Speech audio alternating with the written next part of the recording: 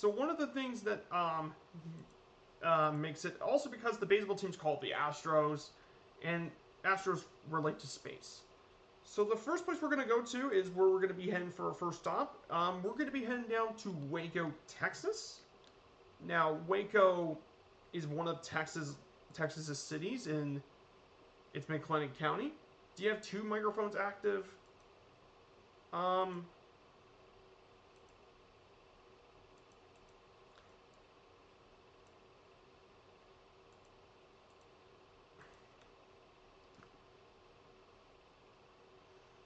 um, I think I do, but at least you guys can hear me, and I think that's all that matters. Is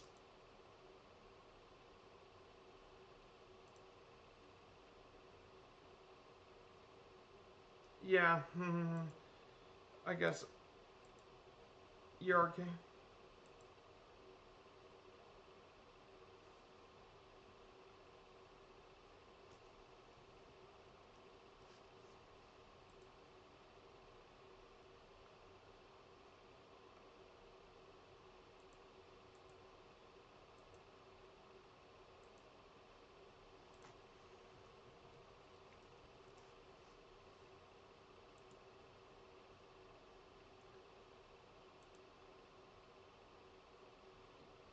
I do have one microphone. That is my thing. Maybe it's my programs and such.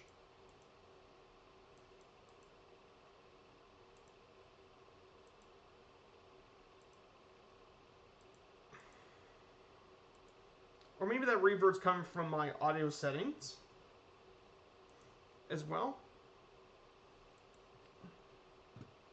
Let me change my sound stuff.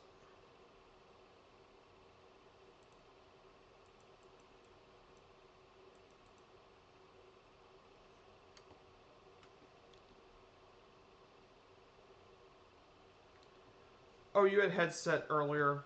Okay, you had headset. Yeah, I had a headset earlier. I had it earlier in the day. Fine for all. But now I got it fixed, so everything should be going the way it should. So this is Waco, Texas.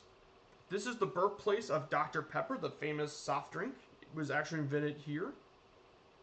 Waco is also is known as the heart of Texas, and it's where Baylor University is at, which is a private Christian university in Waco. Now, Waco has got a few interesting landmarks. One of the most interesting landmarks in Waco is the Waco Suspended Bridge. It's one of the iconic landmarks here. Waco is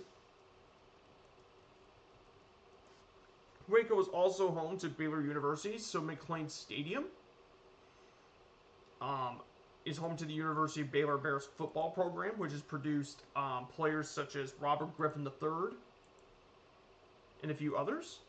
And finally, the Cameron Park Zoo, which is just the local zoo, but it is a landmark here in Waco.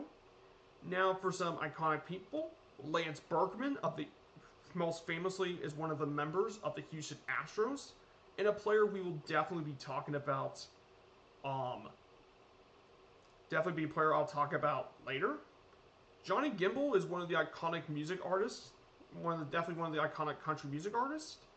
And Chip and Johanna Gaines, who by the way is from HGTV, and they're quite the local celebrities right now, and definitely brought of attention to the viewers.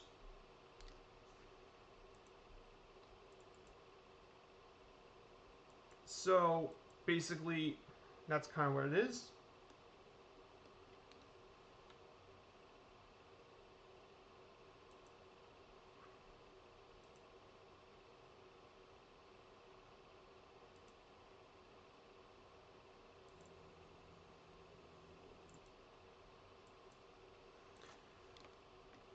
So kind of been wondering, I'm gonna go. So this is the Cap 10, the little Cap 10. This thing can do some quite nice aerobatic stunts when you want this plane too.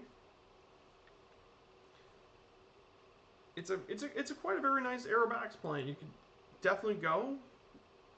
So if you want to fly with me, some recommended planes. just at least take a plane that could do at least 120 to 140 knots. Yeah, Captain's a very cool French plane.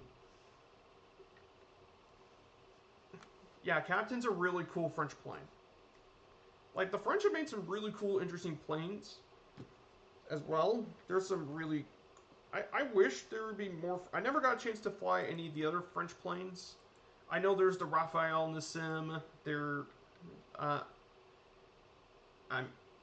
I mean, there's quite a few really awesome French planes. I think a lot of people don't give France the respect they deserve as for iconic planes. But I think France is a really cool country that makes a lot of great planes.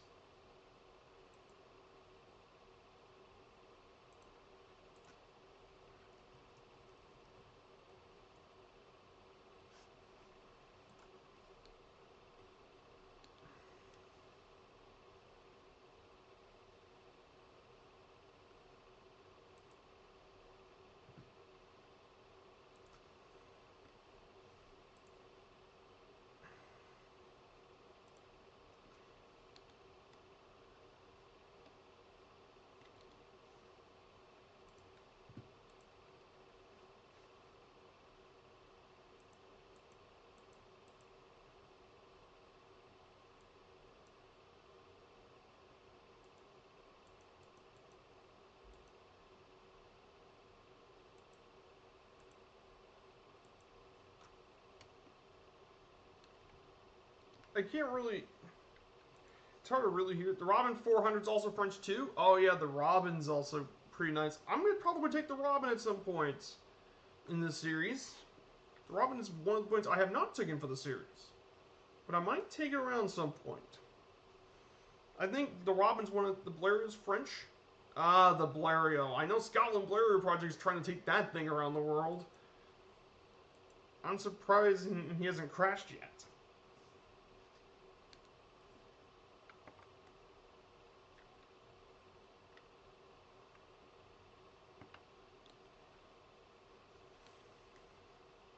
It's kind of like here in Texas.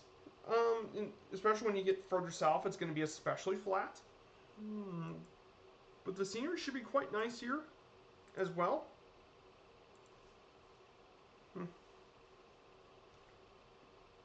So now I'm going to talk about some Major League Baseball stuff, if you don't mind. So this week has been the start of the postseason. So the wild card game has already been settled. In the National League, the Dodgers beat the Cardinals in the wild card game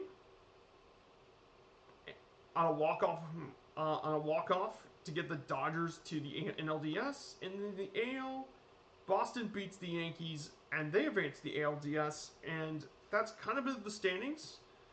Now we get to the postseason. So the ALDS, there's two ALDS matchups: the Rays Red Sox and the Astros and White Sox.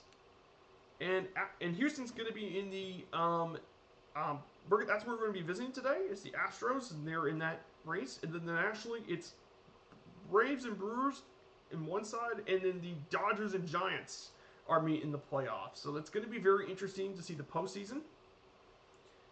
Yeah, it becomes difficult when the planes are in French. Yeah, I mean, I'm already quite used to it, especially considering I've flown the Ju-52 a lot. So things in different language can be quite difficult to understand for the first time. But I don't think it's that big of a problem. I think there are bigger issues into this as well. Yeah, just like the German labels, it's...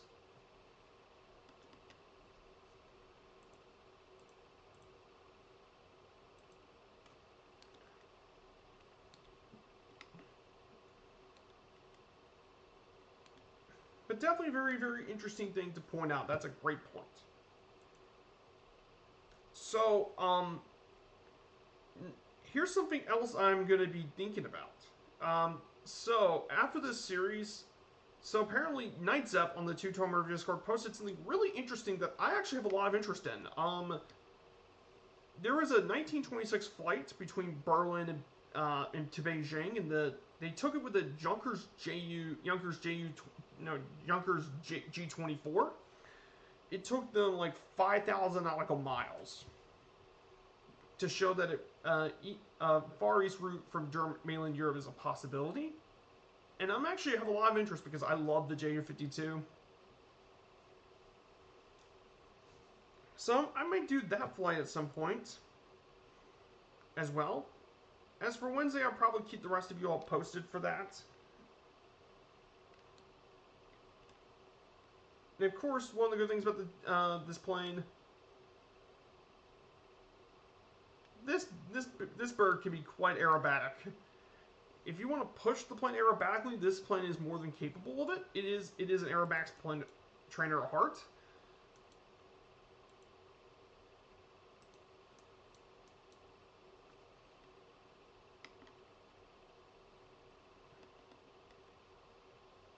So there's your fuel gauges and such.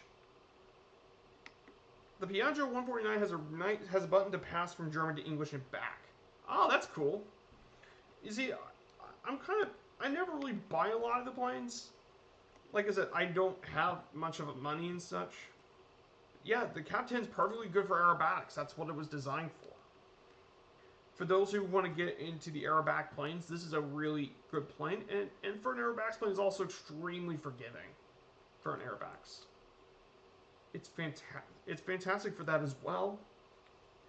It's a very nice plane. I definitely think it's something really, really solid.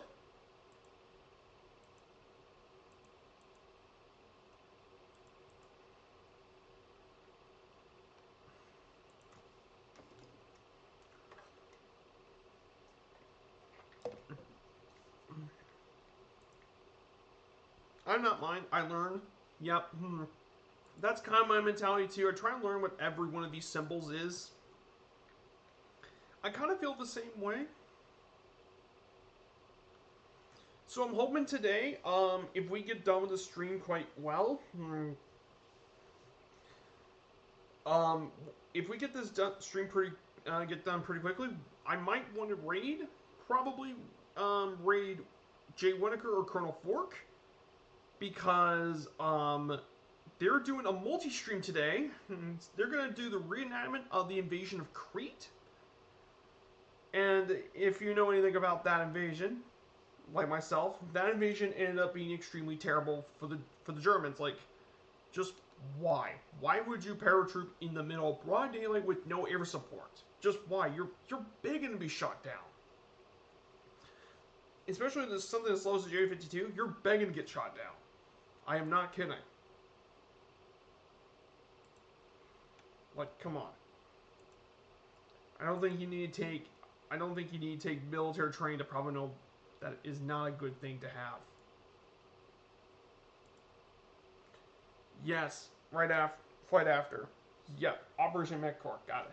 Yeah, and I'm going to join in on that too. I'm not going to be streaming, but I'll definitely join in on the flight. So.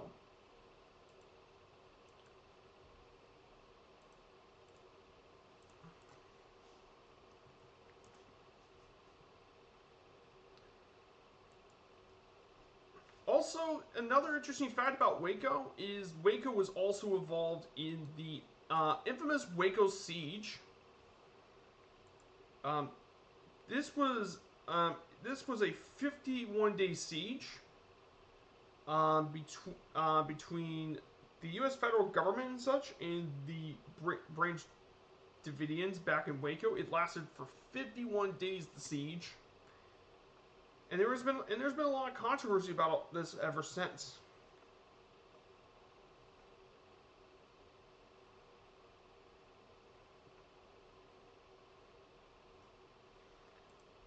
And that was quite an interesting thing about Waco, and that's also what the city is also known for, is for that siege. As well. Now,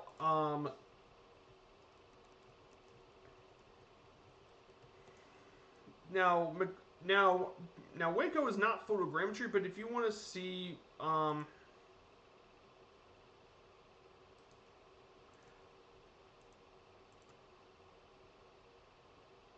if you want to see what McLean Stadium looks like, the Waco Siege, yep. So this is what McLean Stadium looks like. From Baylor University. It's built right on the side of the banks of the Brazos River. And it's quite a nice college football stadium. It's very, very nice. very, very spacious stadium, around 50, 60,000 people.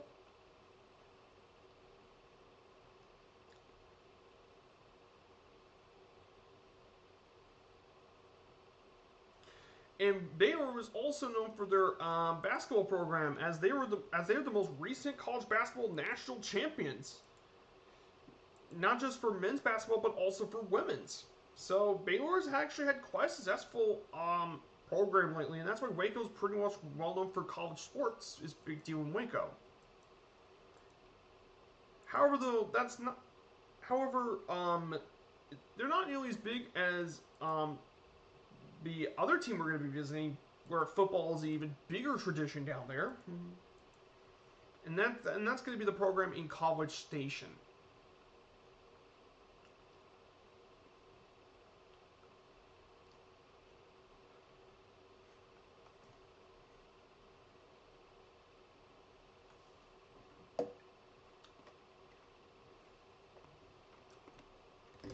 Oh, and one more thing about Waco's football stadium, Baylor Bears football stadium, McLean Stadium.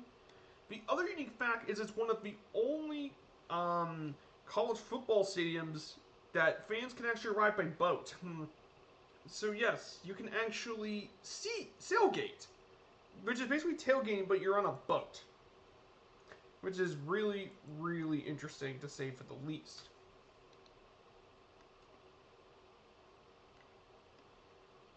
Yeah, this cap tag could be quite quick, just to say for the least.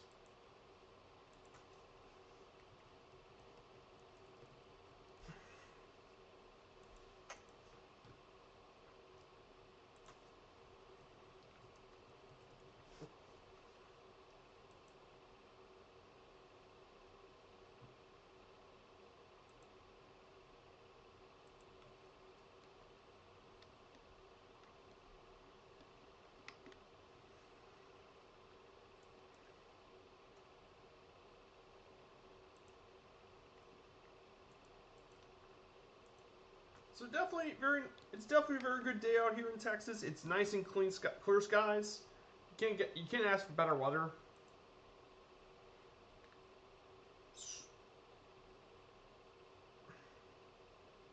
I can push this thing to go even faster if I really wanted to, but I'm gonna keep it the speed where it's at.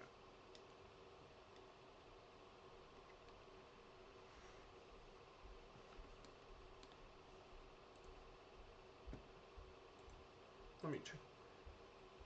Okay, I think once I stop, I guess I can refuel.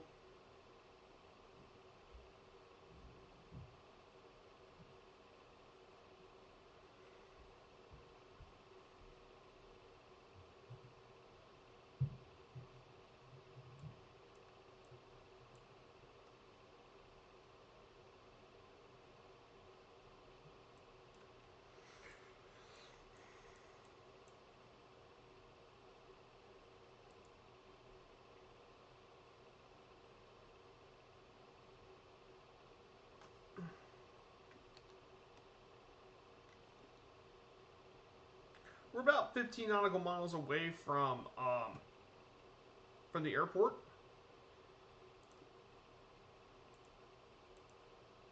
Last time Jordan Evans worked out of the box, but today I don't see any other planes. Oh, I see you, Martel. I see you there, Martel. I see you on the server.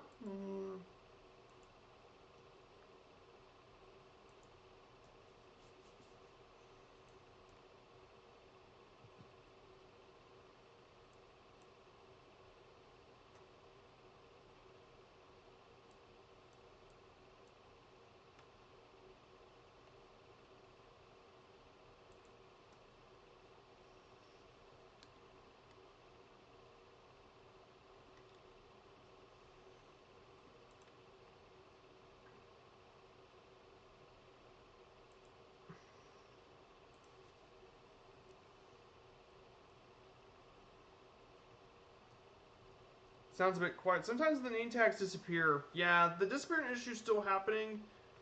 I know I know there were some notes about some of the changes that are going to happen. I don't think they ever mentioned the disappearing issue on some of this stuff.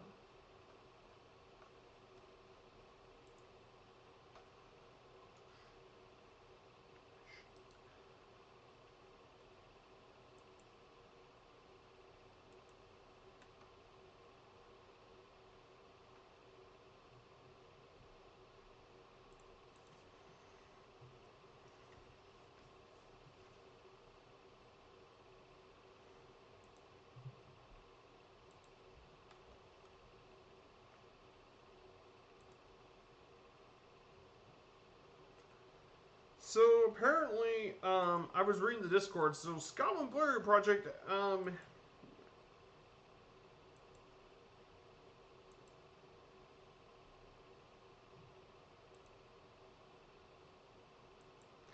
he's currently on like 21 of 91 in a Blairio, and that most recent fight of his did 4 hours in a Blairio.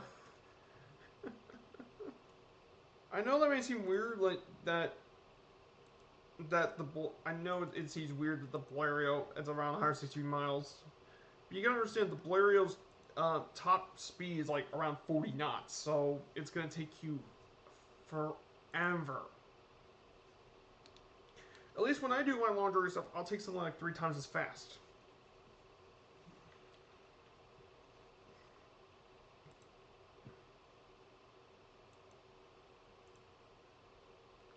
So we're getting near the airport. Let me pull up my nav map.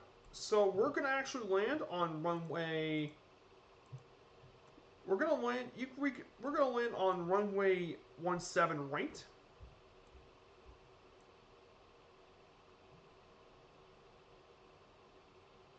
We're gonna land there for a bit. We're gonna land there at runway 17 right. So once we get there, we'll land on that runway, and we're going to do that.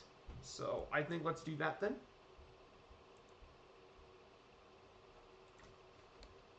And I think I see our runway over here. Now, one of the things I do like about the Cap 10 that the Extra and the Pits don't have is flaps. And it's going to make landing this thing much easier. This thing is, compared to the Cap 10, compared to the Pits in the Extra 300, this thing's going to be really easy to land in comparison to the rest.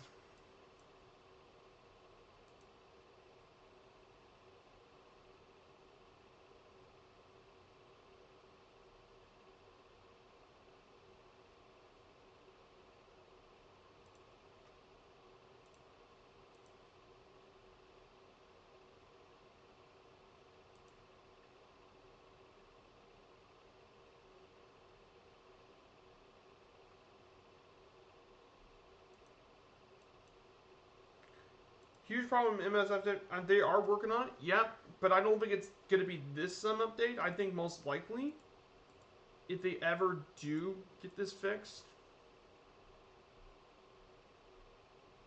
if they do ever get this fixed, it's going to probably be most likely some updates. So there's our airport right in front of us. There is the airport. I'm going to start deploying the flaps. The Cap 10 actually has 2 stages of flaps.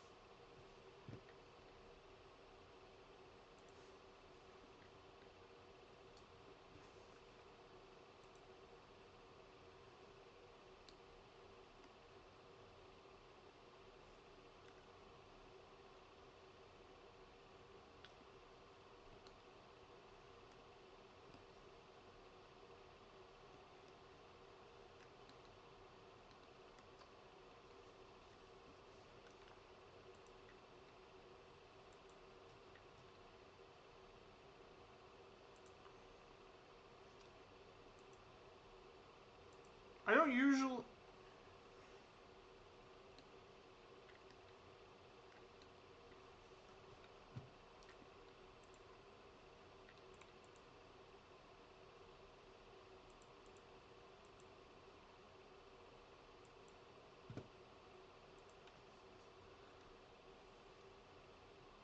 Actually, we're going to land on this one. We're going to land on 17 left, actually. I decided to change my mind.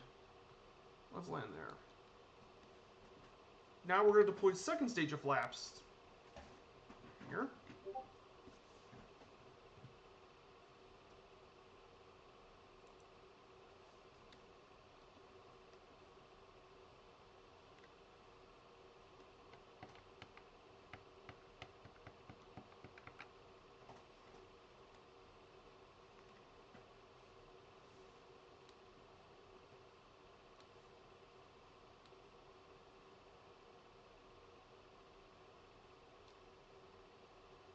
This should be a pretty nice landing.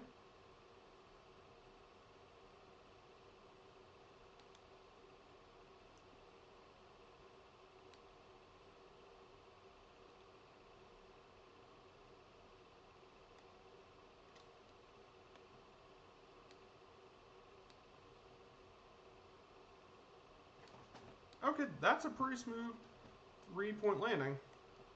Okay, that's a pretty smooth landing, if you ask me myself.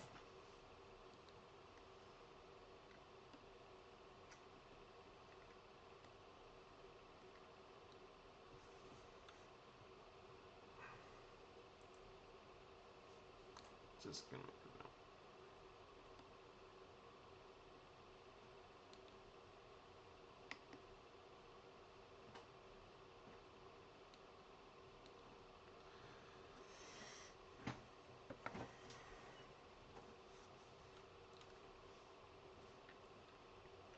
So I have you here. I'm going to see anyone else try to land here.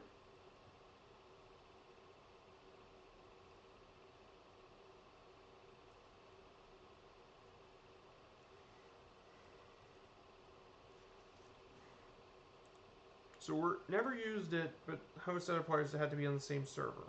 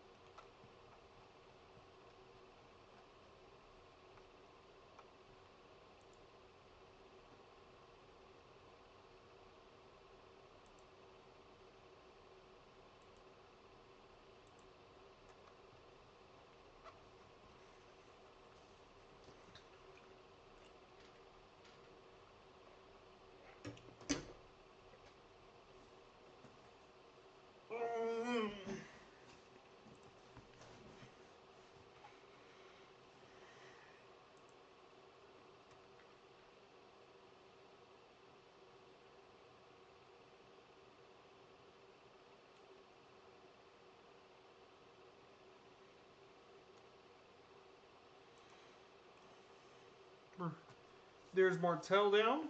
Now, once we get down, we're going to try and get back up in the air.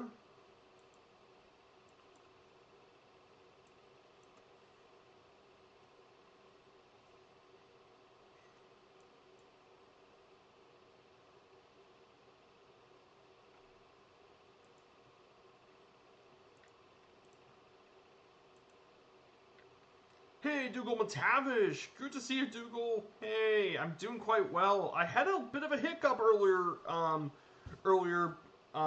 in the morning. About an hour ago, there was a bit of a hiccup where the sound didn't work properly. You have a strange voice echo. Yeah, I do. But at least it's better than me being silent, that's for sure.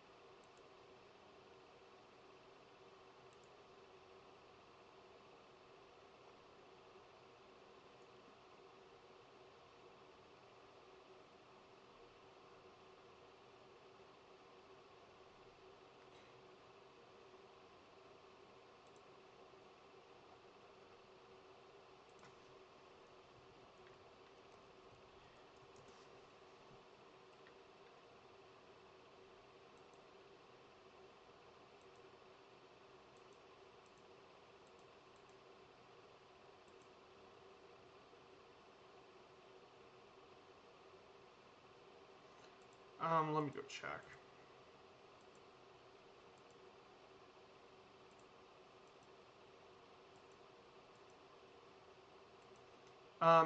Now is the echo fixed now? I think I fixed it. Let me check. I think I fixed it. I had monitor and output just in case. There's Drew Zeus. He took the Diamond DA60. Nice. Martell's still in the air. Now, I'm going to go ahead and get back into the air. Yeah, the sound's much better. Good.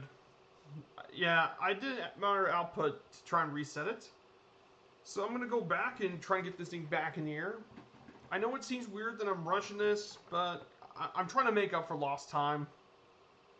And that's what it is. I didn't touch go. That's perfectly good.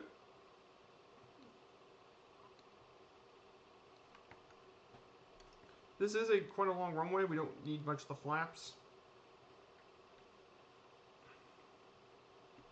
Much better. Yes, echo's fixed. Oh, thank you. That's better. Thank you, guys.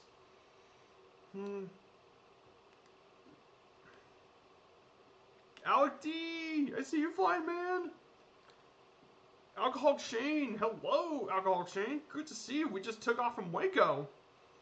We're heading down to McLean Stadium, and then we're going to be heading to College Station. But the real point of this journey is that we're going to be going to Houston. We're going to visit the American League West champion Houston Astros. We're going to be paying the visit to them today. Great to see. We did a simulation group flight in this aircraft. It is fun to fly. Yeah, the captain's a really fun plane. Like, sometimes these default planes don't get enough love. Like, there's a lot of really good default planes that people don't really love. And this is one of those planes. Shane, good to see you. Great to see you, man. So, we're going to fly. McLean Stadium hosts 45,000 people. And for those that don't know, it's one of the few college football stadiums that fans can arrive via boat. And you can do tailgating on a boat, which is pretty unique among college football stadiums.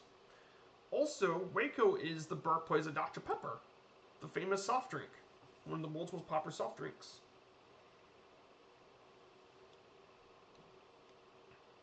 So yeah, it's absolutely pretty nice out here. So once we fly over McLean Stadium,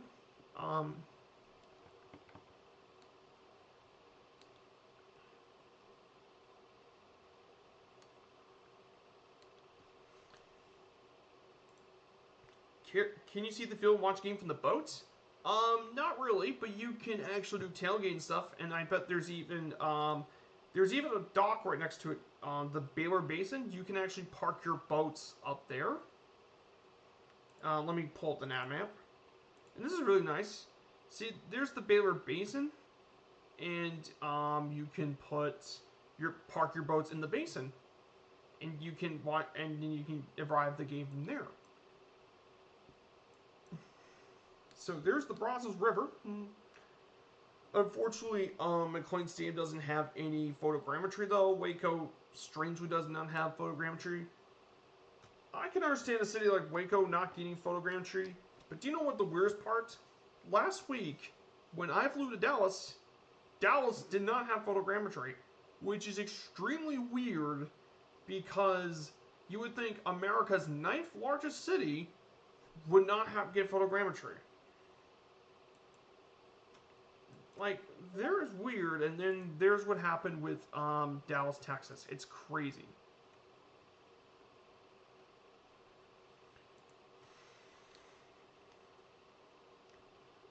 Now that we flew, there's McLean Stadium. We're going to fly over, and we're going to go on our next wave. We're going to go to College Station, Texas. Now, College Station, for those, is located in Brazos County. It has a population of 93,000 people. That being said, the population is greatly increased when Texas A&M plays football. The population of that will be increased even more. The city is most well known for being the home of Texas A&M University, which is in the George H.W. Bush Presidential Library. Now, Texas A&M is in College Station is actually very unique, as it's not just a public land-grant university, it's one of the few senior military colleges in the country. Opened in 1876, it is extreme. It's a very unique college and campus, and it has a lot of different traditions that make it very unique. Texas A&M is also well known for their football, and particularly Kyle Field, which is massive. I'll probably show you this in a sec. Let me go ahead and Field. Um,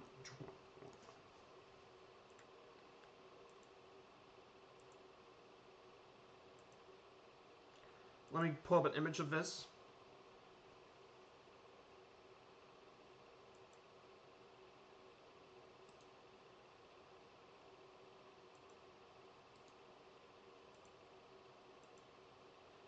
Okay, let me go ahead and pull up the slideshow. Very cool tailgate on a boat. Abdomen term, Reds. Yeah, here's the thing though. That team is no longer the nickname they once were. Former name, yeah, the new name is the Washington Football Team. Very weird nickname. But 2022, I'm hoping they get a good nickname. I hope it's Red Wolves, because I think it'd be really cool to have a wolf-related nickname. But this is Kyle Field, guys. This stadium is huge. This football stadium is massive. It is... Kyle Field is actually huge. They've been playing at Kyle Field since 1904, making one of the oldest college football stadiums. This thing has a seating capacity of 102,000 people. Yes, 102,000 people watch games. The largest game ever at the place was 110,000 people, which is insane. Kyle Field is absolutely huge. They're most well known for being known as the 12th man, which is one of the unique traditions here at Texas A&M. And it's definitely very, very unique traditions here at Texas A&M. It is huge, which makes sense. This is the state of Texas we're talking about here, and in Texas, everything's bigger, including the football. Some notable people include Robert Gates, who was one of the former Secretary of Defense. Robert Gates. Norman Boutag was the father of the Agricultural Revolution, the Green Revolution. And then George Bass is another name too. Very important scientist figure. Now we're going to talk about the main team. The main team I want to talk about today are the Houston Astros. Now the Astros actually came in the league in 1962, but the Astros were not the original name. The original name of the team was actually pretty funny. The Houston Colt 45s was the original nickname. And if you wonder why they would be nicknamed this, because that's the name of a handgun. The gun that won the Wild West. That was their name from 1962 to 1964. They currently play in the American West Division, but that was not where they played originally. Originally, they were a member of the National League, but moved divisions for 2013.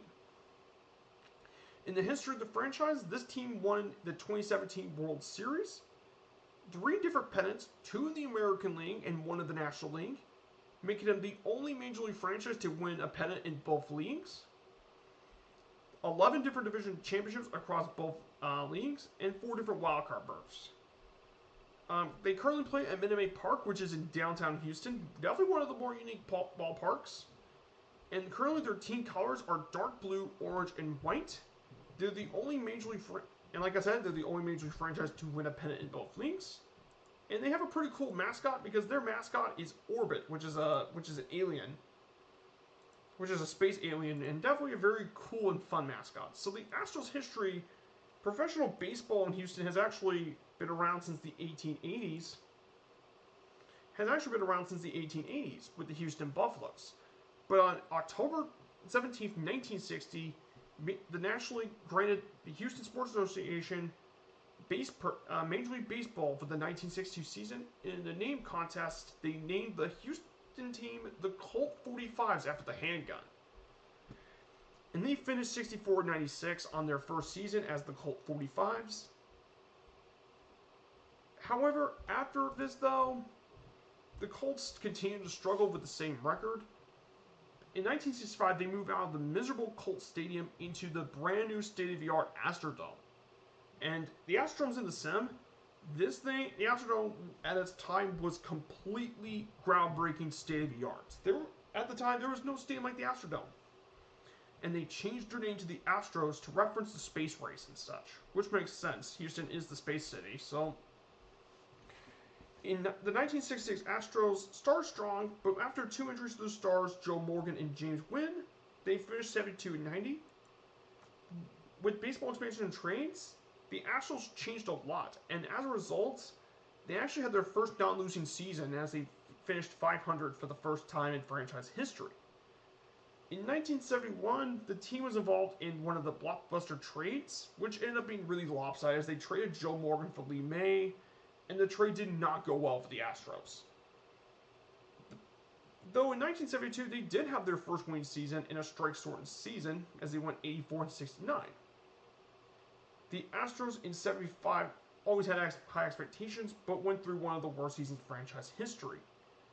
And the Astros continued to struggle in the late 70s because they were unable to compete in the free agent market due to the fact they were corporate owned at the time and they couldn't really do very well. So that was a big issue for the Astros. However, with new ownership and such, they were able to actually compete in the National League West, including an 89-73 record, and with new ownership, they can finally compete in free agency, which leads to probably one of their best decades, the 1980s. With Joe Morgan back on the team and a new pitching staff consisting of Joe Niekro, the rising star of J.R. Richard, and especially the addition of Nolan Ryan. That guy is a monster, and I will talk about Nolan Ryan because he's actually ridiculous. But thanks to him, the Astros achieved their first ever playoff appearance in 1980, including taking the division title. They faced the Phillies in the NLCS but came up short, and again, the Astros returned back to the playoffs in 81 due to a strike-shortened season, but they fell short to the Dodgers in that division series for that year. And for the rest of the 80s, the Astros still remained extremely competitive as well. But they never made the postseason until 1986, as the Astros had their best team yet by taking the National League West, and they faced the New York Mets in the NLCS, which is very memorable at the time. Unfortunately, though, they came up short thanks to Mookie Wilson's home run in Game 6, and that cost the Astros the series. And then afterwards, they had difficulty finding success again. But thankfully, the 90s was actually an even better decade for the Astros. There was some discontent in the 90s due to the fact, well, they had to play it at an aging Astrodome. You see, when it was opened back in 1965, the Astrodome was state-of-the-art, but over time, the ballpark just kind of aged. It didn't age particularly great. So, that is a weird one as a result.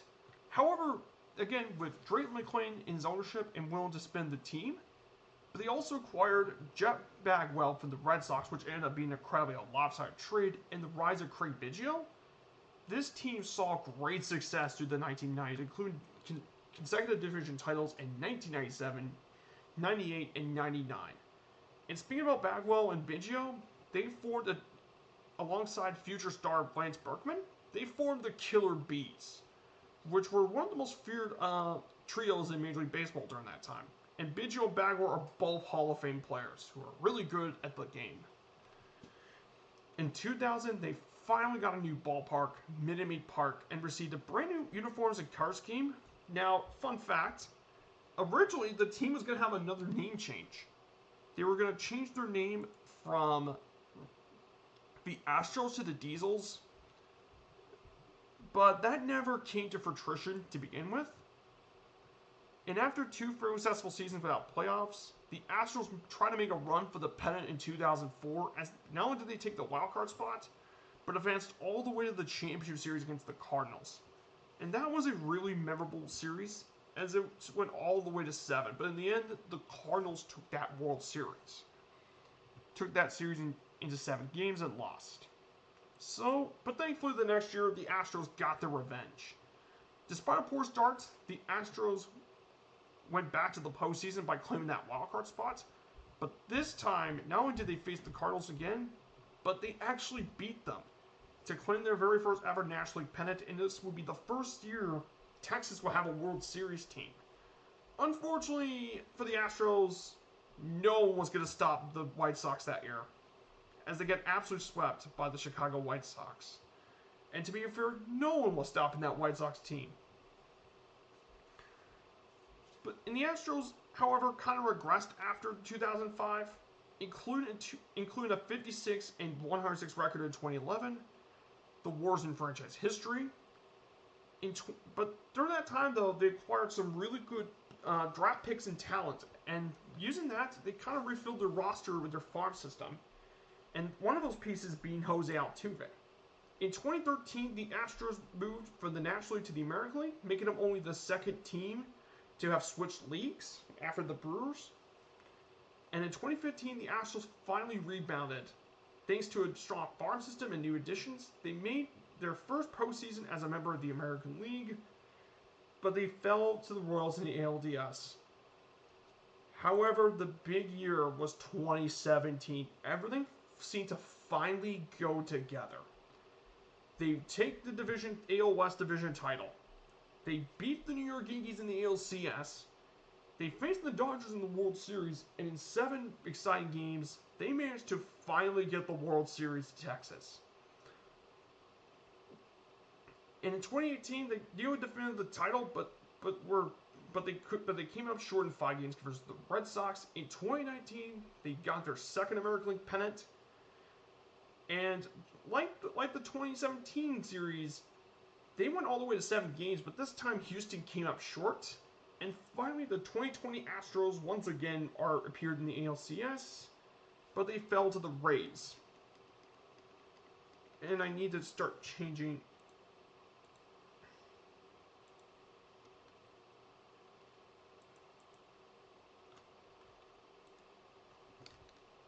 Uh-oh, my plane went out of fuel. Whoops, my plane went out of fuel.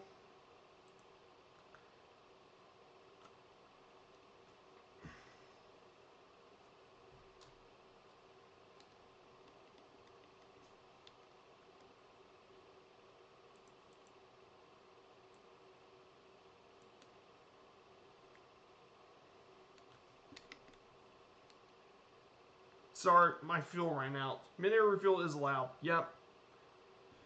However, though, that being said, that 2017 and 2019 World Series, though, while many Houston fans were excited to win those World Series, let me just tell you, that World Series is quite tainted. There's a reason for this. This is the reason. A lot of people think this World Series is forever tainted. The Astros signing Stevens scandal. No dead stick landing in the field, says Alec D. Yeah. Yeah, that happened to me sometimes. Yesterday was 0. No worries. But yeah, I knew at some point I was going to mention the scandal. So for years, some individuals on our teams have suspected the Astros of stealing signs. And basically, for those who don't know, sign stealing is actually a very interesting one. The Astros are not the only team to do this either. So basically, sign stealing is the observing and relaying of signs given to by the opposing catcher to the pitcher. And this has been around actually since the 19th century. And apparently, the issue for sign stealing is it would give the team an unfair advantage to know what the players are doing. Like, it will give you certain pitches and locations, and that kind of seems very unfair to the pitcher and hitter. Well, there was no one report on this until 2019, when Mike Fears told many news sources that the organization used a video camera in center field to film the catcher signals regarding the next pitch. And this scandal was a very, very big one. As well, they also used a live camera feed to use various auto cues, like banging on a trash can to signal the batter what type of pitch is coming next. And this issue was a big problem for years. And there was a lot of investigation stuff. As a result of this scandal, not only were 2 of their Astros management were banned, they were fined $5 million and forfeited their first and second round picks. However, a lot of players complained that none of the players were punished, and that was because they were given immunity for their cooperation in this. And the sanctions were the most severe that MLB has ever issued to a member club. However, a lot of people thought that the punishments were kind of too lenient on that. And that's a major deal, though. I mean, a lot of people don't think it is, but trust me, that is a huge deal. I believe you could do it with the legal eye, but you can't really do camera and such. I think...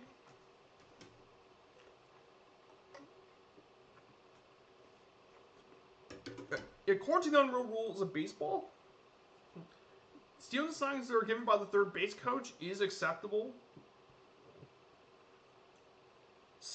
Now, sign stealing is not necessarily a violation of the MLB rules.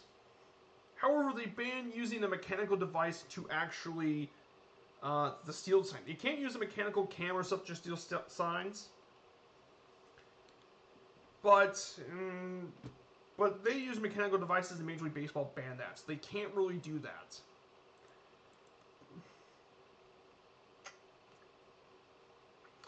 And because of the whole scandal, MLB Commissioner Rob Manfred actually have prohibitions in which teams can position cameras. That way to make sure no one stole signs. So this scandal put a really big taint to their 2017 championship season. But it turns out not only were the Astros punished, the Red Sox were punished in this scandal too, by the way. So that's kind of a bit of an interesting, but it's a black mark for the Houston Astros. That being said, if they win a World Series this year without the cheating, I think that would kind of disprove a lot of people by doing it. So the Astros do have more than a few legends I want to talk about. The Houston Astros are a franchise with a long history. They do have some legends. So the most notable players I did not put on here. So there are quite a few players I did mention. So the players that missed out on the legends include Jimmy Wynn, which was the team's first star. I did put Mike Scott. And then the last player I put an honorable mention is Roy Oswalt. So the first legend, it would be someone very familiar to a lot of you. This is Nolan Ryan. And Nolan Ryan is one of the Major League Baseball's all-time great pitchers. You did not want to hit. If you face against him as a batter, you're gonna get struck out a lot because his fastball can reach over 100 miles consistently. Has reached over 100, even at 40 plus years old. He could still hit you with a 100-mile-an-hour fastball. He spent 27 seasons, which is extremely long for a baseball player. Most baseball players don't last very long, but Nolan Ryan was pitching for 27 seasons. He was dubbed the Ryan Express because he just racked up strikeouts like everyone else here.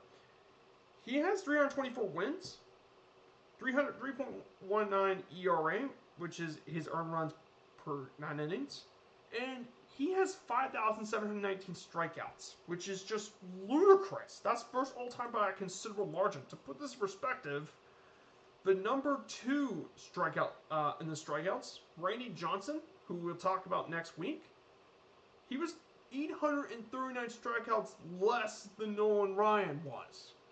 And Randy Johnson was a strikeout machine. That tells you how dominant Nolan Ryan was. He also has the most walks in Major League history, too. Which is just ridiculous. Like, Nolan Ryan even had a career batting average of 2.4, which is just ridiculous. And despite all those amazing stats that Nolan Ryan did, including his 8-time All-Stars, and he was 11 times led the major leagues in strikeouts, he did all of this without having a single Cy Young award, which is crazy. But that's true. Oh yeah, and Nolan Ryan also threw 7 no-hitters, which is ridiculous. That's 3 more than the next best person. Like, Nolan Ryan is absolutely disgusting. I posted on my Discord about his highlights. Nolan Ryan is just ridiculous. He's still doing even in his old age. The next one is, in my opinion, the best all-around Houston Astro of all time. Craig Biggio, I consider him to be the greatest Houston Astro, is Craig Biggio. And he is an all-around amazing player. He can hit, Biggio can play great defense, and he played 3 different positions. He played second base, catcher, and outfield. The fact he can master all 3 different positions is just awesome. And with Jeff Bagwell and Lance Berkman, he formed the Killer Bees. He has a career .281 batting average, which, for those who don't know, is hits divided by at-bats. He has 3,060 hits, 291 home runs, 1,175 runs batted in, and 414 stolen bases because, yeah, Craig Biggio can actually run too. He's a 7-time All-Star, a 4-time Gold Glover, meaning he 5-time Silver Slugger, and once led the National League in stolen bases. And he currently holds a lot of different Astros records, including games, at-bats, hits, runs scored, doubles, total bases, and extra base hits. Because, yes, Craig Biggio is that good. He can do a lot for a team, and the fact he is this versatile is amazing. He's also an extremely admired player, due to his great support through the community of Houston, and that's why he's one of the most beloved players in Houston Astros history. And in fact, he's also the only player to ever be named an All-Star and to be awarded a Silver Slugger as both a catcher and a second baseman, which is definitely says a lot about him as well. He got in the Hall of Fame in 2015 with 82.7% of the vote in his 3rd ever ballot. And, I mean, there was no question he's a Hall of Famer. One of the best to ever do it. Definitely one of the most versatile all-around players. Then we got Jeff Bagwell. Now, he was part of the Larry Anderson trade in 1990, and he quickly blossomed in Houston. He became a Hall of Fame caliber player in Houston, and he's all-around an amazing player. He excelled at nearly every part of the game. His hitting was extremely strong. He can get on base. For a first baseman, he could actually run, and run quite well. His defense was very highly coveted, and his throwing ability was good too. And due to all these traits, you have a player that can do nearly everything. He has 449 home runs with a .297 batting average, over 2,300 hits, and 1,529 RBIs. This man is a 4-time All-Star, a 1994 National League MVP. He won that award. And he's currently the only player in Major League history to have 6 straight seasons with 30 home runs, 100 RBIs, 100 runs scored, and 100 walks. Also, in addition to this, Jeff Bagwell is also known for his crazy batting stance, which you see in the picture. He had a crazy batting stance. It was like this, but trust me, that swing had a lot of power. And in fact, according to Baseball Reference, which is a really cool website about stats, he's ranked as the 6th most valuable first baseman in Major League history.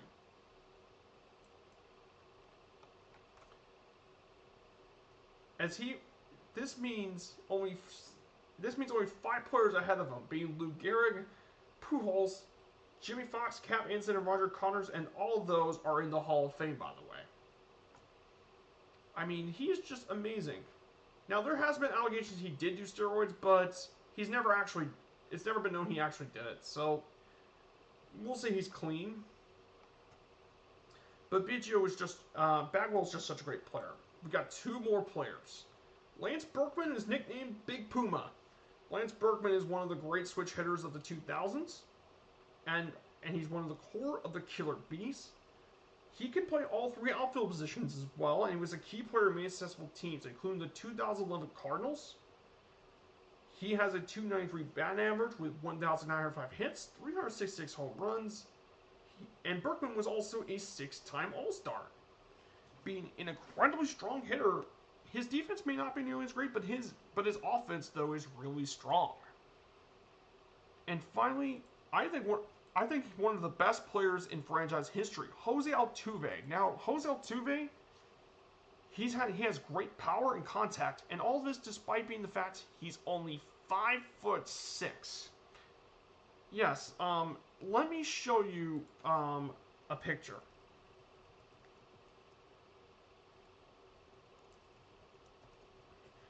So, if you want to look how short he was, alright?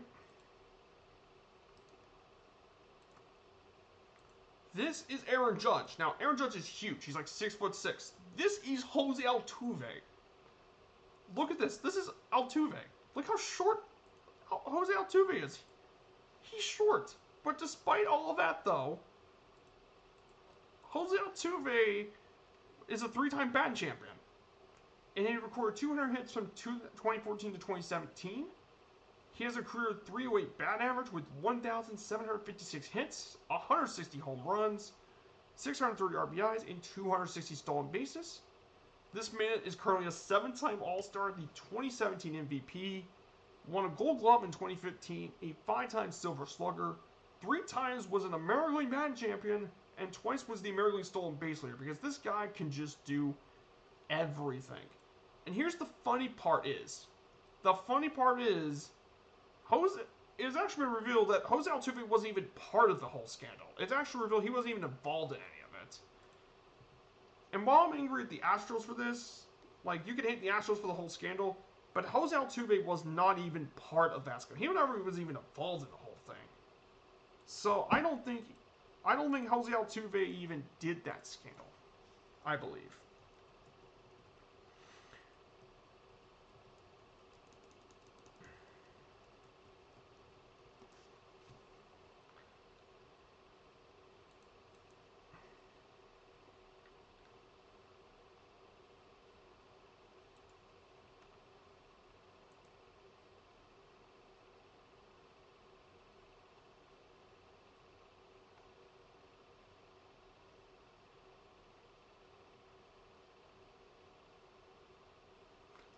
Yeah, and the fact is, Altuve didn't even cheat, so...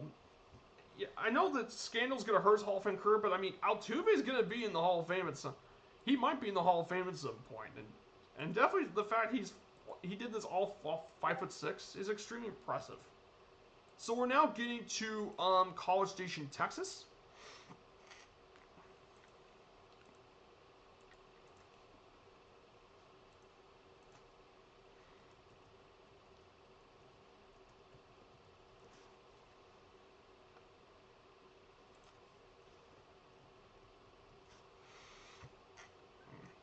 So we're getting near there.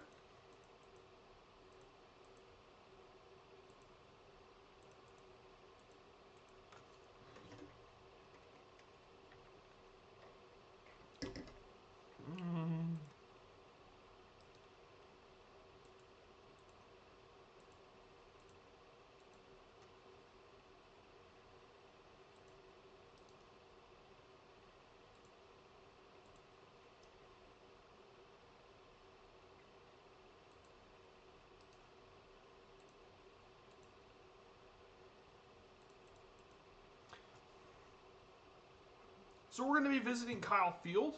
We should be getting to Texas A&M pretty soon.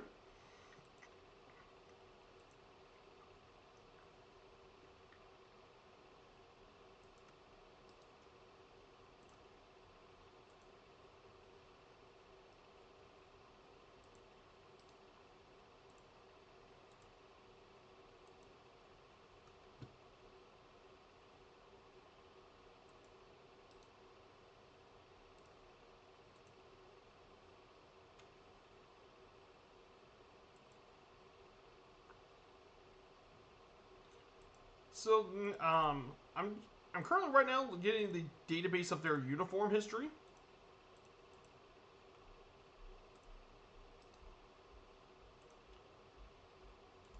So as well. Just landed at Herman Municipal and changed the plane. No worries, Martel.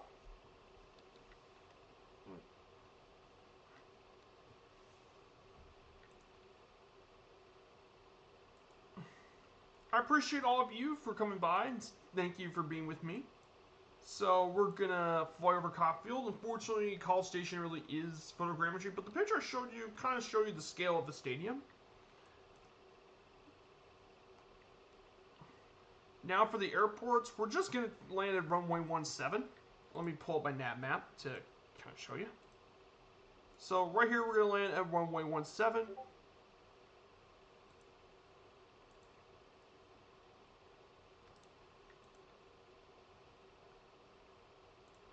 So Murph did put a schedule though for next week.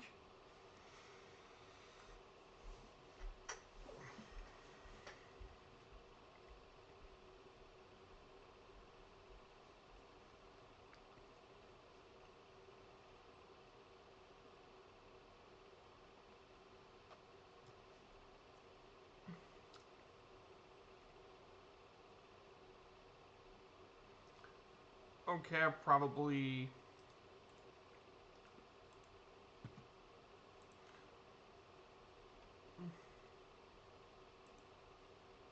Okay. So we're gonna go here.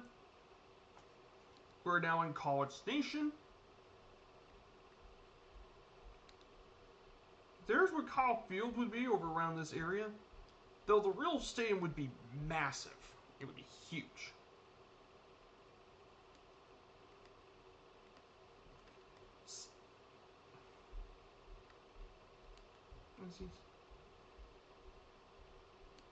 There's Kyle Field. Unfortunately, there's no photogrammetry, so we're just going to turn this way. And there's the runway over here. Whew. Yeah, this bad boy can move pretty quickly.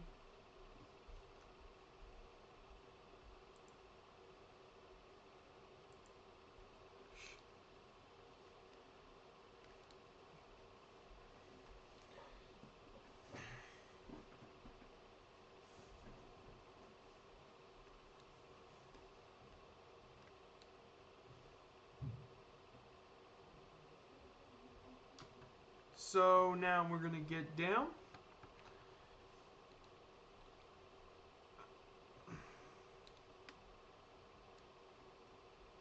Oh boy, this is going to be interesting. We're going to...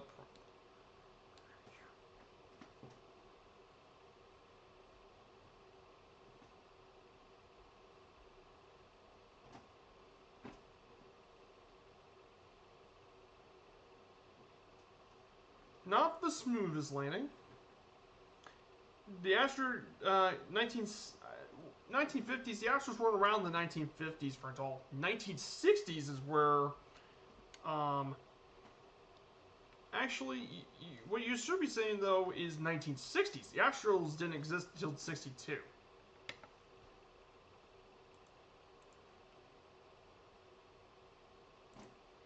So, I'm landed. Let me go ahead and, get this going. Martell's here.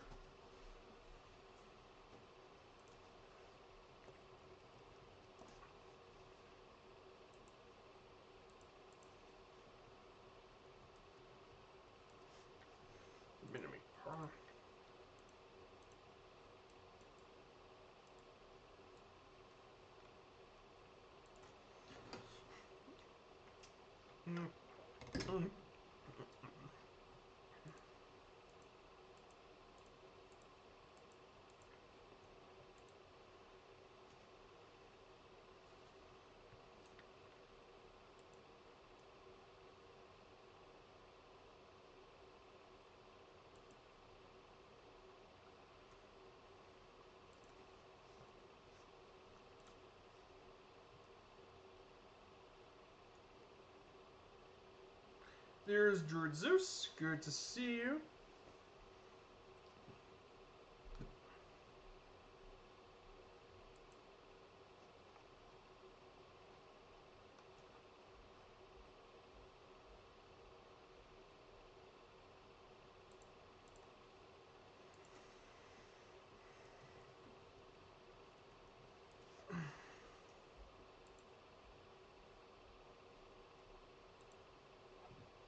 Where's the ground fly rule of a pop fly baseball lost in the roof and never comes down? Great. It's probably out of...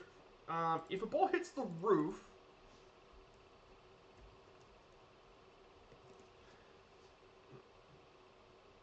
Pop fly roof baseball, good question. It depends. Probably they would have to redo the pitch again. I know in the ALDS, the ball hit one of the rings in the Trop, and it already did one of the rules again. So we're going to go ahead and I'm going to go ahead and get back off, if you guys don't mind. We're going to do touch and go, everyone, touch and go.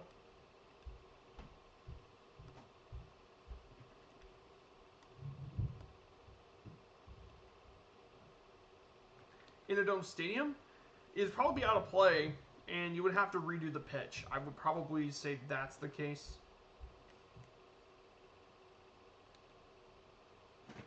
Some domes tend to be painted so the ball cannot be seen against the dome.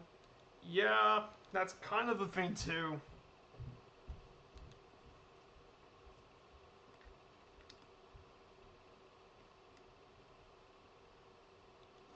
So we're going to be heading down to Houston. Now, before we talk about the city of Houston, there is something else I wanted to talk about too. Let me get this bird in the air.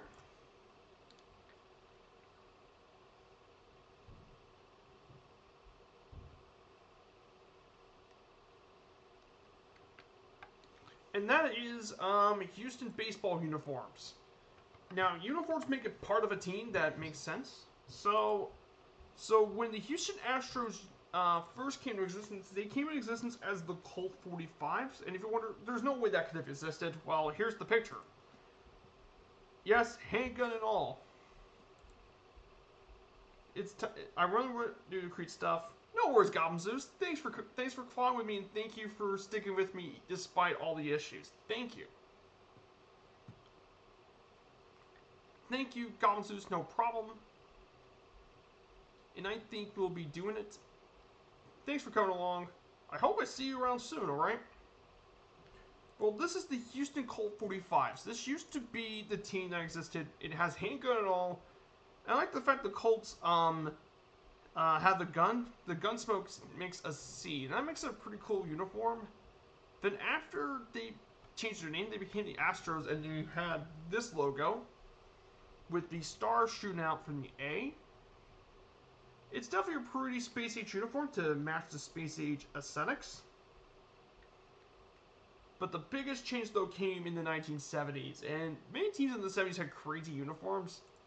That was nothing compared to this. This is the Tequila Sunrise uniforms they wore, with patterns of red, orange, and yellow just going around through. It's very unique. But these are still very popular uniforms even in Houston. People in Houston still buy these uniforms. It's crazy. That's what they looked like back in the 70s. These, they thankfully toned down the Tequila Sunrise a bit, just kept it on the shoulders. And then in the 90s, they became a bit more dull, but to match the more modern 90s era. Then they switched to this for the new color scheme. This was for much of the 2000s, was their color scheme currently with the sand, brick, and black. And then finally, they changed back to their old vintage look of the Astros. And that's what they look at currently today. So now we're visiting Houston, Texas. So definitely very creative uniforms. Yeah, the Tequila Sunrise is extremely creative. Now, Houston is the most populous city in Texas and is actually the fourth most populous in the entire U.S. The only three bigger: New York, L.A., and Chicago. Houston's number 4. It's named after General Sam Houston. Houston has a very deep economy, mainly with energy, manufacturing, aeronautics, and transportation, which makes sense because space is one of them, and Houston is the space city. Houston itself includes NASA's Johnson Space Center, home to Mission Control Center. That is why we have Houston, we have a problem. It's because it references the fact there's the space. Aeronautics is a huge deal in Houston. And Houston also has some very busy airports, including George Bush International and William P. Hobby, both pretty busy airports. Houston is well known for quite a few major landmarks. One of the biggest is obviously the Johnson Space Center in Houston. There's also a Houston Museum of Natural Science, and Minute Park's a very big landmark in downtown Houston. Outside of downtown, I would say other landmarks would be the Astrodome in NRG Stadium, home to other sporting arenas. Now, some notable Houstonians: George H.W. Bush lived for many years in Houston. Michael Strahan was born and raised here in Houston and became the defensive lineman of the New York Giants football team. And finally, Billy Gibbons of ZZ Top is from Houston, Texas, which is a pretty cool area as well.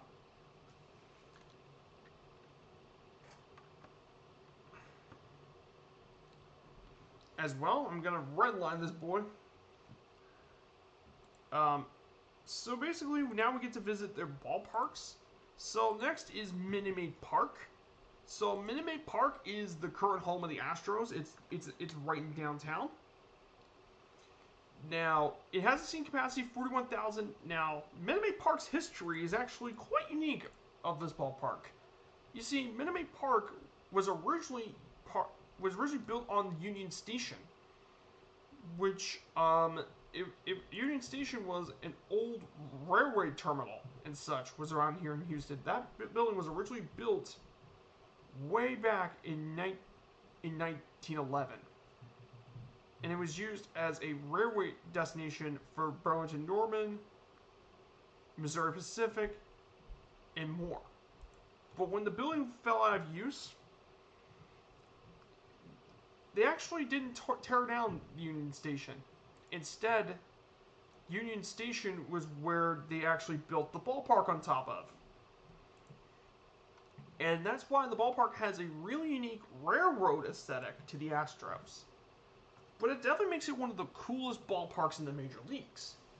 For that reason, the outfield dimensions were 315 in left, 362 in left center, 409 in center field currently. Originally, when the ballpark was first built, though, center field was 436 feet, which was extremely deep. 373 in right center, and 326 in right field.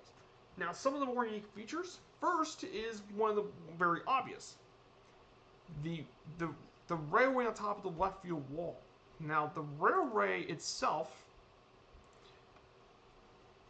was really unique. And it's to pay homage to the history of the railroad here in Houston, of Union Station.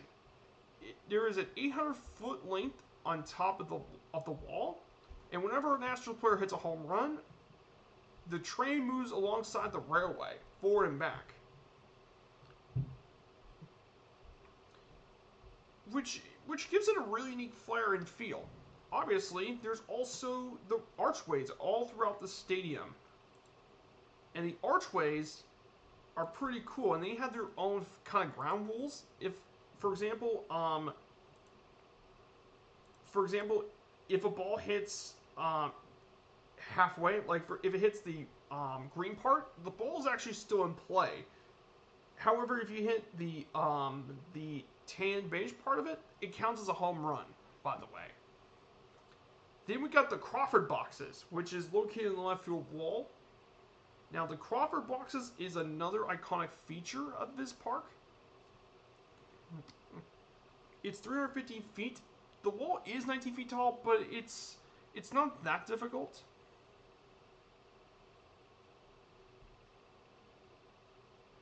It's definitely a very unique sort of stance. And finally, the last thing is a home run porch in right field.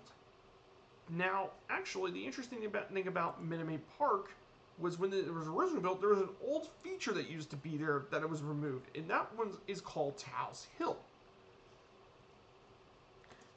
And let me show you what Tal's Hill kind of looks like. Here, this is Tal's Hill. This is what originally was in Minute Maid Park.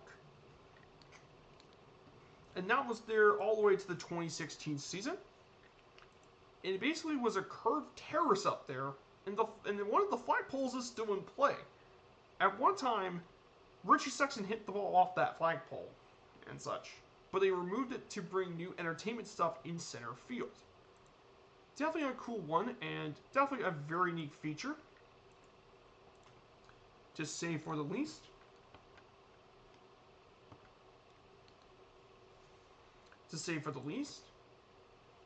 Now, some notable moments include the 2005, 2017, 29 World Series and the 2004 All-Star Game have been played here at Minute Maid Park. But it's definitely a very, very nice ballpark. It's still one of Major League Baseball's best ballparks.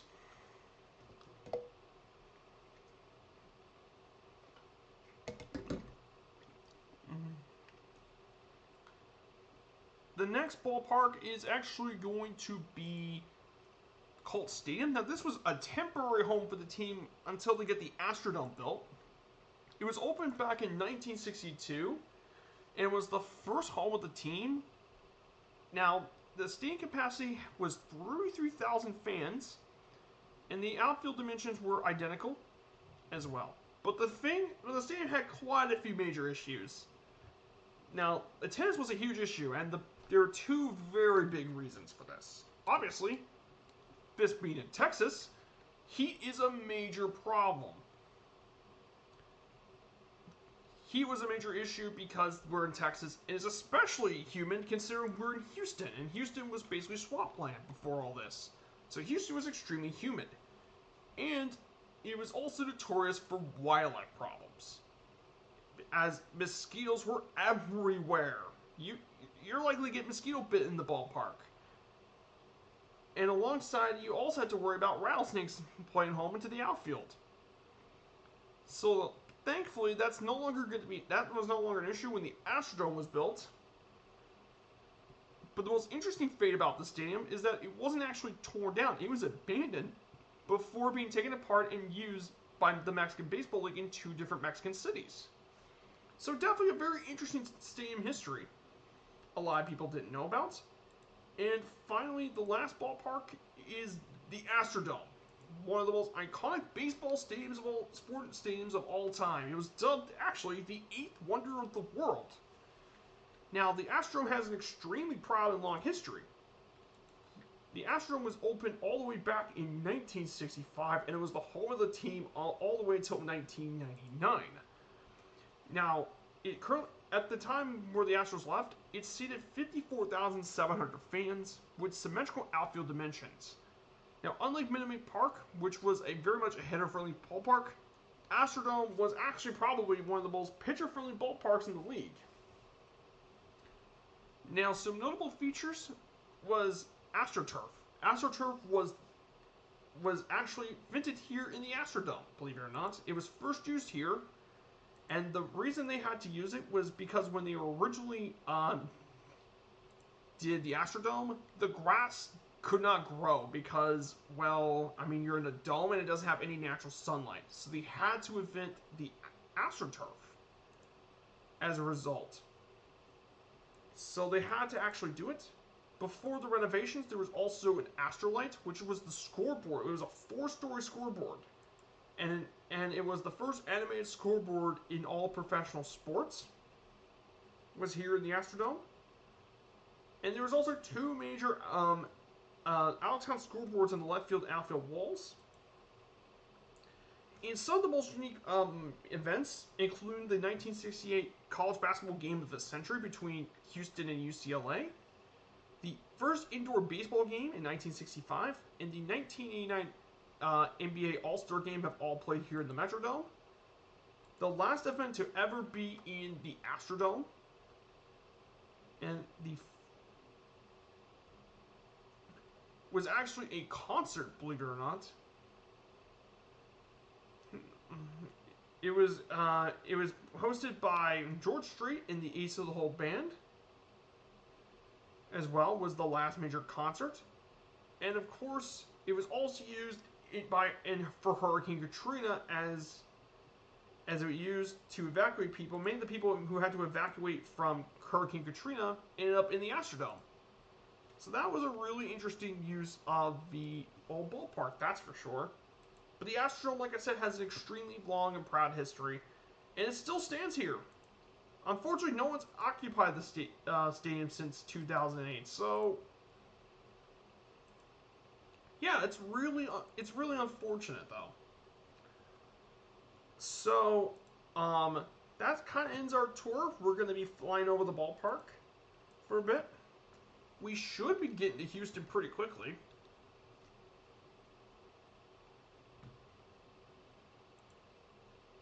We should get here pretty quickly. So, I remember the images on TV about the evacuated people in the Astrodome. Yep, that's still there from Katrina. Yep. Hey, Scotland Blur Project, good to see you. So we're in our final leg of the trip, and I just saw what you posted on the Discord. So you're now from Kazakhstan, I believe.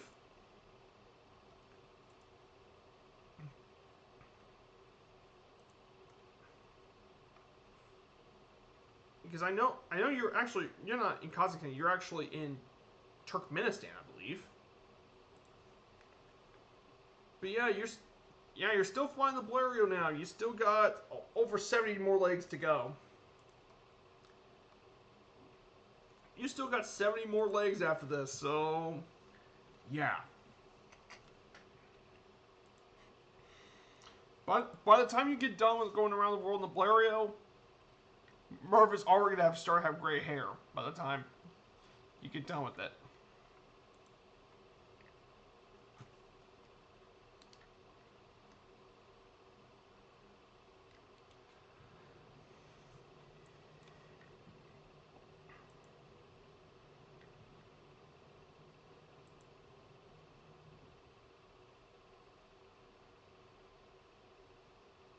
Yeah, most likely, LOL. Yeah. Also, one more thing. Murph posted his schedule for this upcoming week. Murph, on Monday, Murph's going to go from Croatia to Austria. Oh, that's going to be really nice. He's going to take the TBM on Monday. On Wednesday, he's going to take the Beechcraft Baron G58 from Boston through the Northeast US as well, which is pretty cool. And then Friday, they're going to be in New Zealand. They're going to take the MB339s. And we're going to learn more about how the Thunderflies do what they do. Some say that their real identities are anthropomorphic squirrels. For all we know, they're the Thunderflies.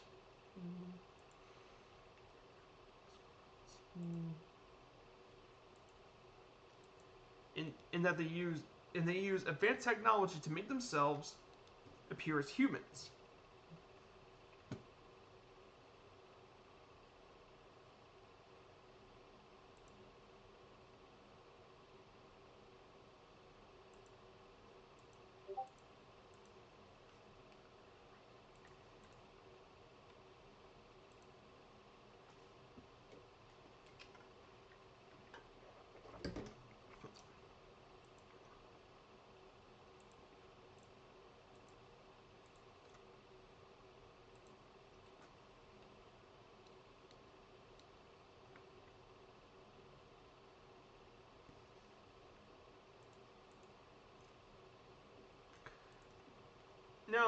Now there's one more sport arena here for in Houston. It's called NRG Stadium. That's home of the Texans, and that's right next to the Astrodome.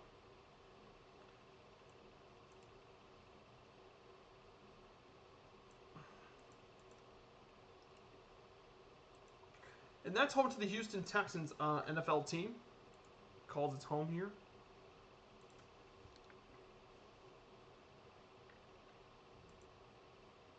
I did 18 hours flying the Blériot yesterday. Did 4 legs in 18 hours. Though I still got a question though. Did you feel like at any point that the plane would suddenly tear apart and you crash to the ground?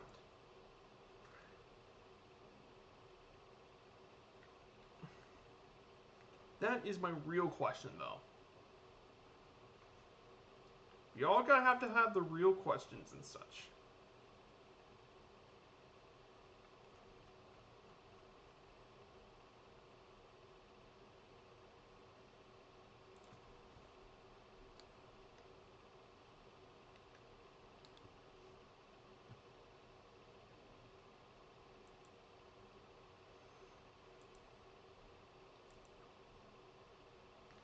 Now, NRG Stadium, the stadium of the Texans, of course, That opened all the way back in 2002. It currently has a seating capacity of 72,000 people. It also has a retractable roof. And it wasn't just home to the NFL, it's also home to the Texas Bowl College game.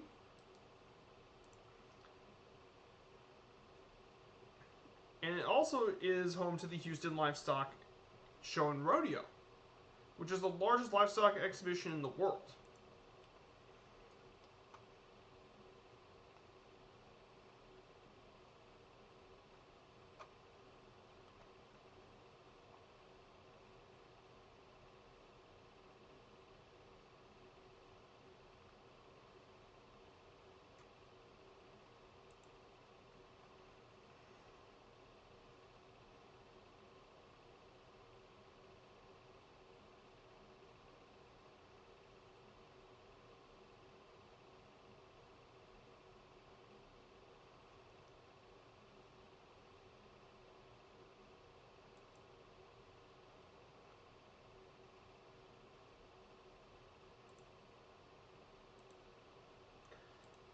So we should approach Houston pretty soon. We're in the suburbs of Houston.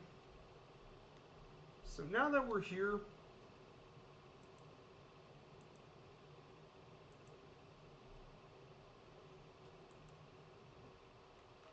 so we're near Cypress, one of the neighborhoods in Houston.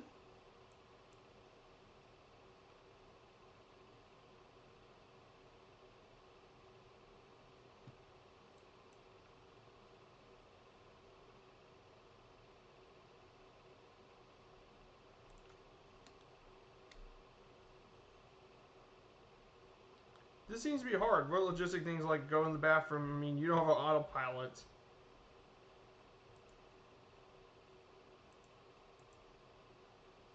Yeah, that's a thing too.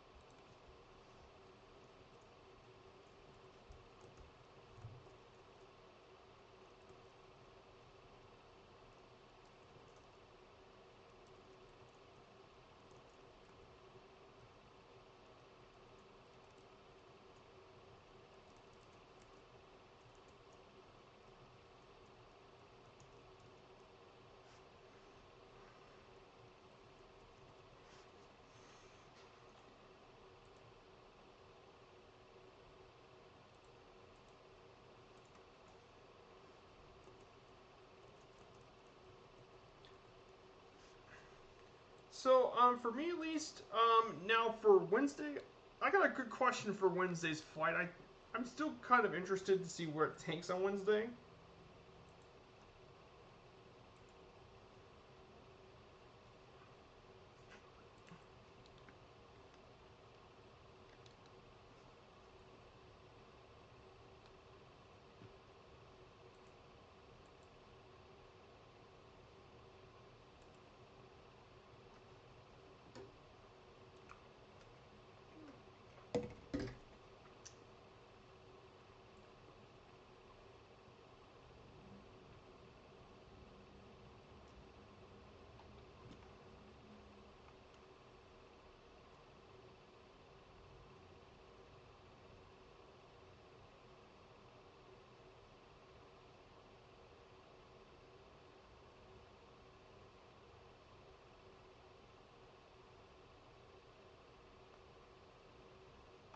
Now, one of the things that Houston's also well known for is the Houston Livestock Show and Rodeo.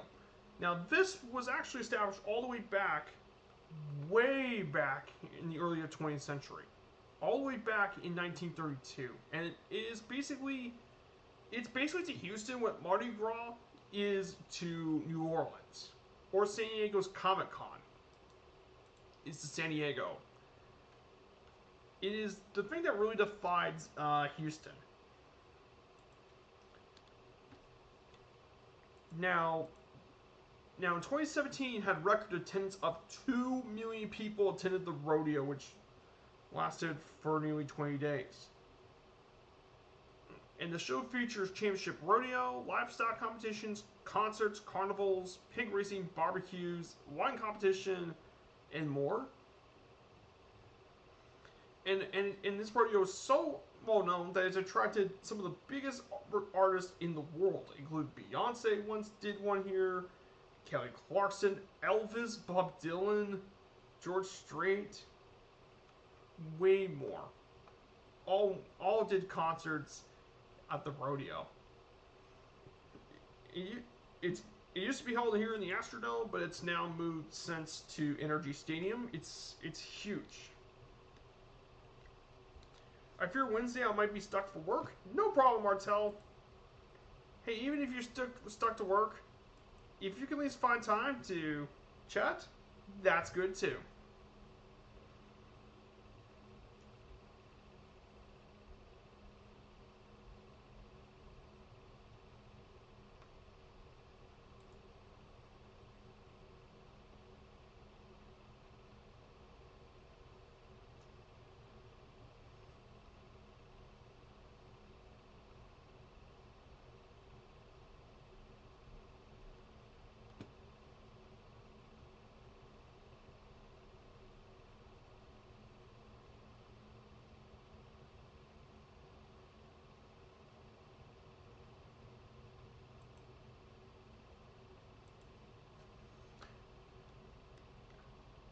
And I think I see downtown Houston over here.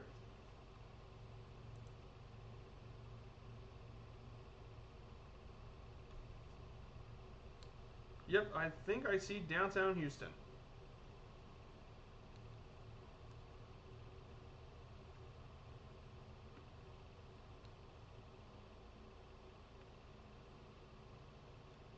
There she is. She's downtown Houston.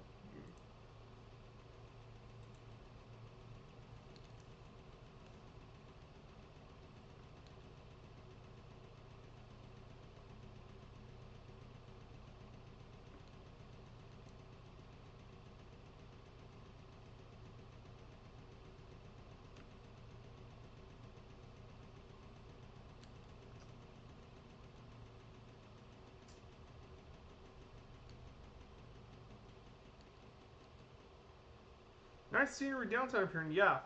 If you have the preload cache, I set it to Ultra, which doesn't really affect my performance, but allows me to load in the scenery since then, because a lot of people complained in World Update 5 that the scenery was not really loaded in very well.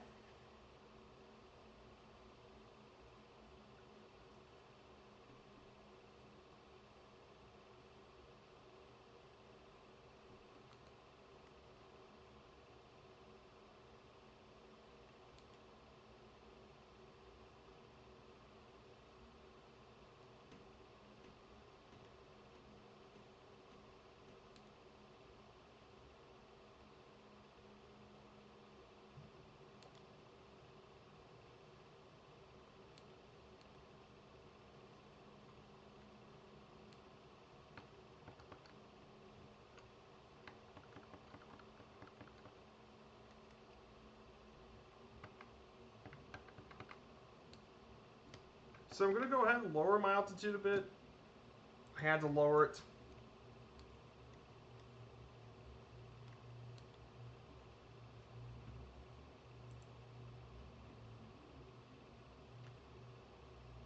So now we'll be going through downtown Houston. Also, in addition to this, I also forgot about Houston. They also have one more professional sports team, that actually being the Houston Rockets, which is their professional basketball team. It was originally known as the San Diego Rockets, but they have since relocated to Houston. They have 2 NBA championships, and they're most well known for having James Harden and Hakeem Olajuwon. 2 major stars that really define the city of Houston a bit.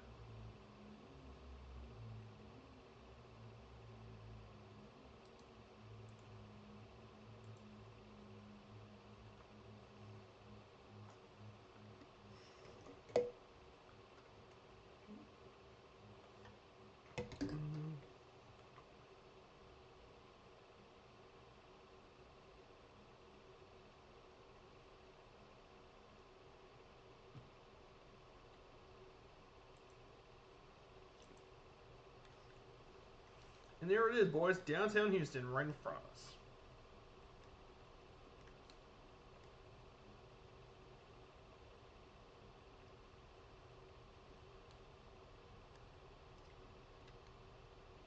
So there he is, boys. Downtown Houston.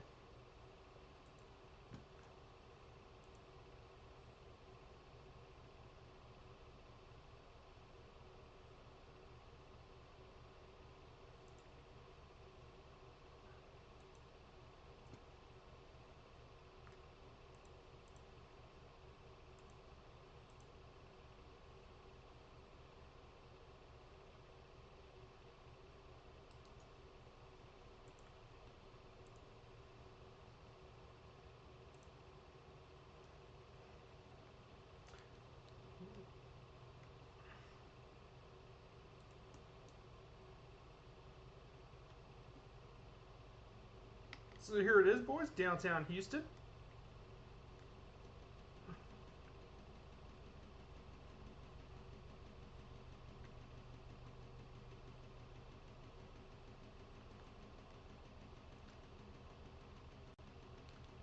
And there's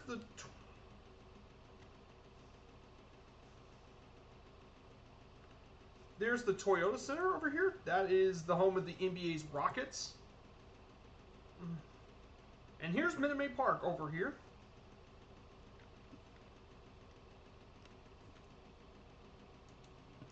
So this here is Minute Maid Park. So you can see the railroad spire construction.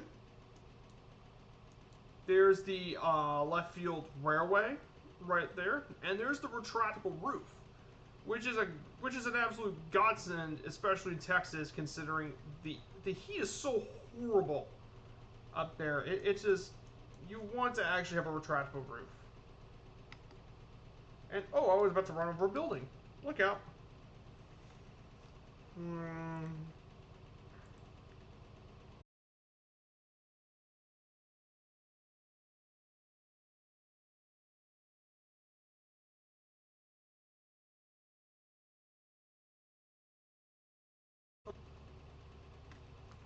Does that appear to be the Astro? It is. I see the Astro in NRG Stadium right in front of us. And once we do it, we will be heading to William P. Hobby.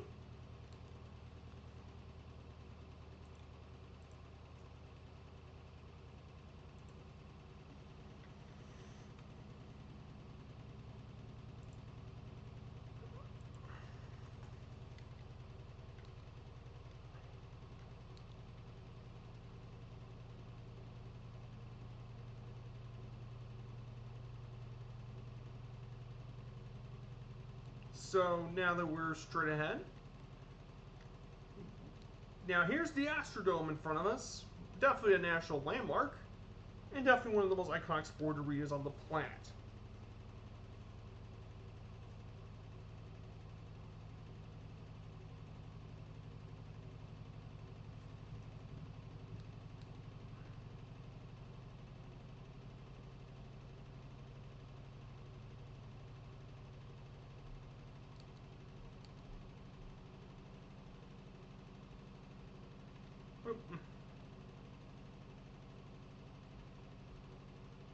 So there it is. There's the Astrodome, and right next to it is NRG Stadium. A Splasher 6. Good to see Splasher 6.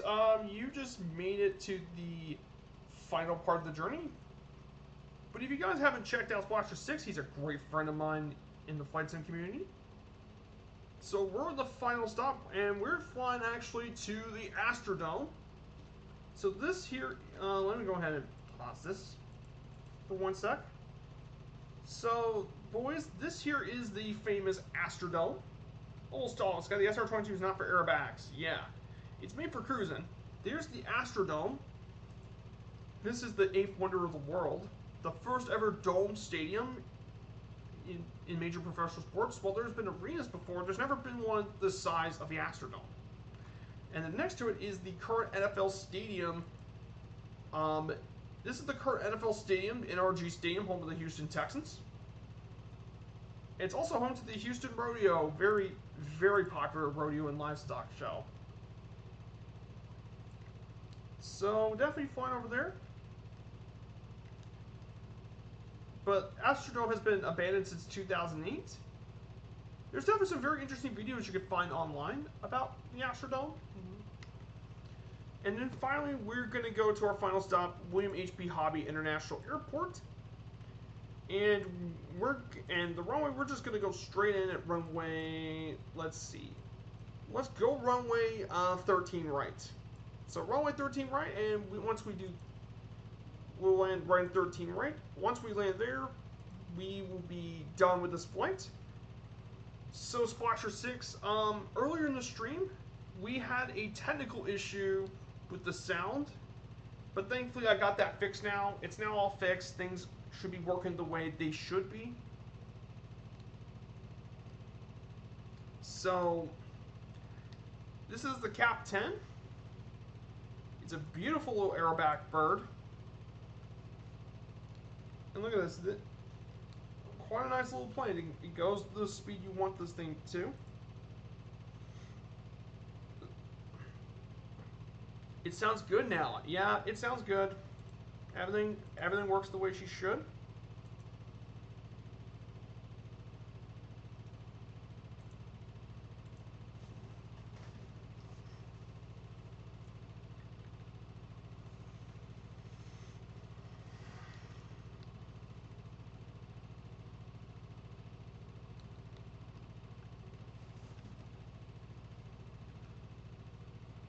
I see some guy named Skinflints up there. I've seen Skinflints before.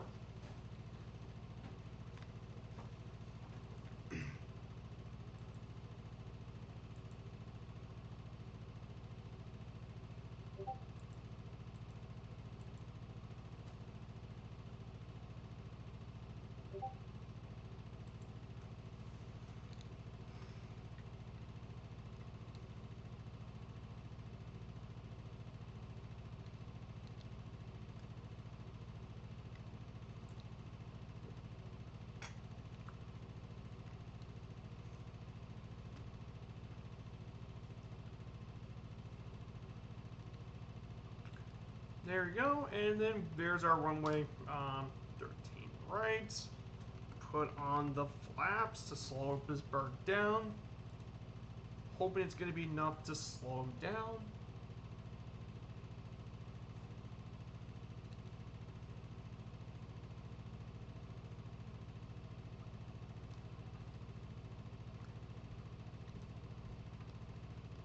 I think I finally found a schedule that actually works. I think this is perfect for me. Breaking early in the morning is something I don't mind.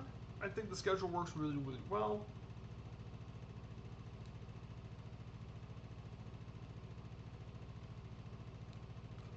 She should be down pretty early.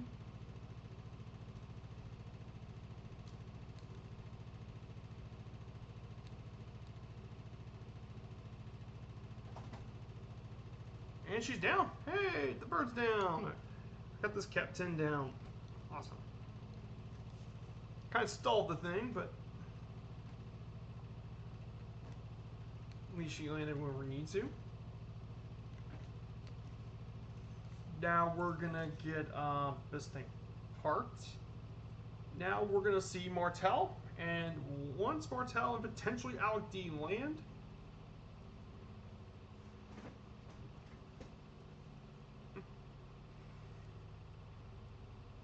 yeah, you basically missed it, Splasher. So we talked about the city of Houston, the Astros, their cheating scandal, Texas A&M. Talked about lots of things, Splasher. There's Martel, and he's down. So I wanted to thank everyone for being here today. Now, I think I know exactly who we're going to raid. We're going to raid someone different this time. I've already raided Jay Winnegar, Two Cats, and Colonel Fork. But we're actually going to raid someone else. We're going to raid Wolfpack. So for those guys who don't know who Wolfpack is, Wolfpack 345, he usually streams military games like IL-2 and U-Boat. He does a lot of those military these streams. And he makes some really awesome content on Twitch. So we're gonna rate him for today. I think that sounds like a really good idea, and I want to. We're gonna get ready to rate his channel. So I want to thank everyone here for being with me, especially after that really, really rough beginning. But thank you guys so much for being here. So it's a great stream today. Thanks, Alec D, for the support. So we're gonna go ahead and get things getting ready to go. So I want to take care of everyone. On Wednesday we have a bush trip of my choosing. I'll post in Discord, and then on next Sunday we'll be going into Phoenix, and we're gonna go low and slow. So take care, everyone, and have a great day.